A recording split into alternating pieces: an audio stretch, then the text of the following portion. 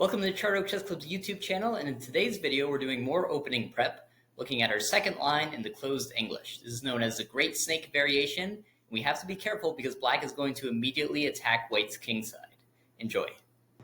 So the line starts out with pawn to c4, pawn to e5, knight to c3, knight to c6, and then again we're going to play g3, g6, we're both going to fianchetto. And then here, white plays pawn to e4, so everything's the same as our first line. But now, black's going to play pawn to d6, and this is the Great Snake Variation. And the idea is that we're going to use this light-squared bishop, and we're going to create a battery with the bishop and the queen, and then we're going to throw this pawn to h5 to try to attack this fianchetto. So we got to be really careful about this attack, because if we underestimate it or just ignore it, especially in like a blitz game, we'll instantly get a losing position. So knight g to e2, normal stuff. And then h5, here comes the pawn right away. And it's very easy in this position to accidentally castle. And then suddenly h4 is on the board. And you can see how black is already attacking our castle and going to break down our structure. And this is just very good. So we don't want any of that to happen. So instead, when you see h4, you have to deal with it immediately. When you see h5, you have to deal with it immediately. We can play h4. But we're going to play pawn to h3, and this gives us a little flexibility. If they push the pawn, we can play pawn to g5, right? If they do nothing, we can have a great in-between move and play h4 when we need to. So h3 is the move that we're going for. And black's going to continue to develop bishop to e6. Obviously, it's attacking the pawn on c4, so white's going to play pawn to d3, and we get our very normal pawn structure in the English. Queen to d7. And now, again, something very important to look out for. There are now two attackers on the pawn, and there are two defenders. So even though we would love the castle right now, because it's a very natural move, we would just lose a pawn, and we would instantly lose the game. So again, especially in blitz, watch out for that. You know, anything that feels natural, maybe don't go for. Just look at, the attacking moves first. And so if you're playing as white here, this is a perfect time to say, well, I want a castle, but this pawn's always going to be a liability. So now we're going to push our pawn to h4. And so this nice little move of h3, h4 buys us some time. And it asks our opponent, what are you going to do? And there's a few things they can play. They play knight to f6. They can play knight to e7. But the most forcing is pawn to f5. And so we're going to look at this. But before we do, let's just quickly play that one more time. c4. e5, knight c3, knight c6, g3, g6, bishop to g2, bishop to g7, pawn to e4, now the great snake with d6, knight g to e2, we see h4, we play h3, the bishop comes out attacking our pawn, we defend the pawn, the queen comes out attacking the pawn, we defend the pawn, and now pawn to f5. So this is the second line. Now let's see some things that can happen after this. So we could play knight to d5, kind of like our last line, except it's going to be just a little boring. Castling kingside, again, I don't want to commit to castling right away. Just like with h3 and then h4, we want to stall a little bit to see what our opponent is going to do. So bishop to g5 is what we're going to play, and it makes sense. You have 3 pieces out. You need to get your 4th piece out. And this is very thematic. When you're playing fast, you see all these pawns out and you go, this bishop's going to get trapped. I just know this bishop's going to get trapped. The bishop is totally fine in this position. If your bishop has to retreat to e3, it's going to be totally fine. Even though there's all these pawns, there's nowhere that they can place them. You got to get used to the idea of, yes, you're going to break open your kingside castle, and that's totally fine because, again, black's going to castle kingside, and they're going to try to attack you that way with like that King's Indian kind of attack of throwing the f-pawn. So don't worry about breaking your king side.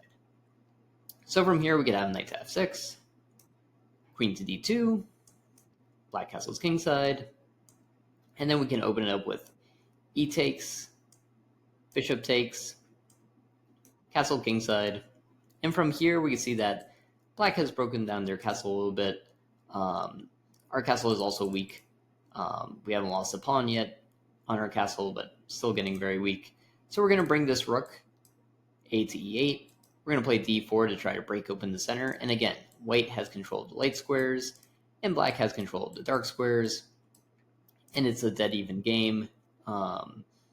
If you're playing as white, you might think of long-term ideas of maybe b4, b5 down the line. Maybe we trade off the knight, get our knight to d4, and we're able to play b4 very easily.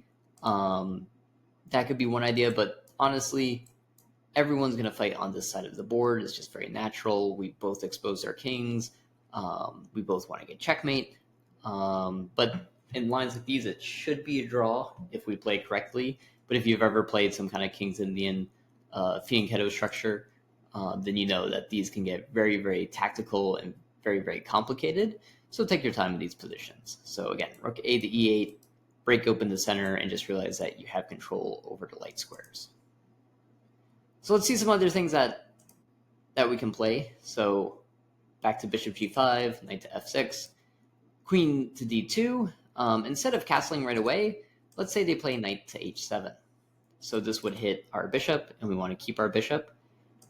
And this is where we play bishop to e3, and the reason I like to look over this line, it looks like we're getting trapped, but we're never getting trapped, right? This pawn can't be pushed. We're just going to take that pawn for free. We have way too many attackers, so this is totally fine. Again, we're breaking open the castle, but one, we haven't committed to castling yet. And two, they're going to castle kingside as well, so we're just both breaking open our castle, and now we have an extra pawn.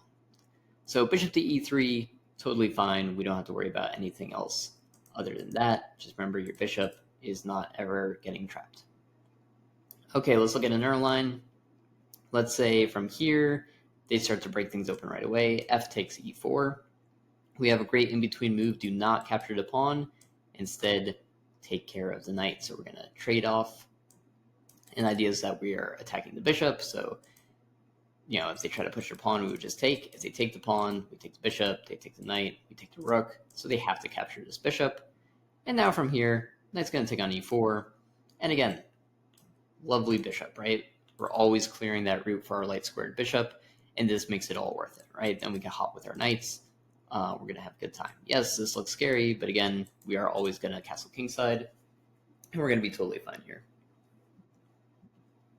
And again, we always stop black from trying to, simply break down our kingside. So we never let them play g5. We always make sure that no matter what, we have control over that. That's where the dark squared bishop and the queen come into play. So there's one more thing I would like to look at, which I think is very important. When I play f5 and I'm thinking I'm going to castle this way, why doesn't, instead of going for, castle kingside and then, this kingside attack as black, why doesn't black just castle queenside, right? I mean, they've already cleared all the pieces there. They can castle queenside. If I castle kingside, they get this big attack going, and maybe white is better because we can play b4 quickly, but who's to say? So just know that in these positions, white is better, and it's simply because your bishop is pointed towards the king, and their bishop is not pointed towards your king. So when you castle kingside, you're going to be slightly better. Again, one of those games you're going to have to play a few times to really figure out how it works, because it is scary. But I've had a position like this, except black did not castle queenside, and I asked him afterwards, did you ever think about castling queenside? And simply said never.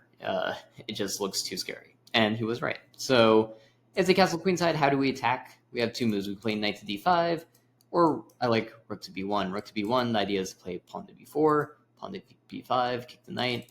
Knight's going to go to d5.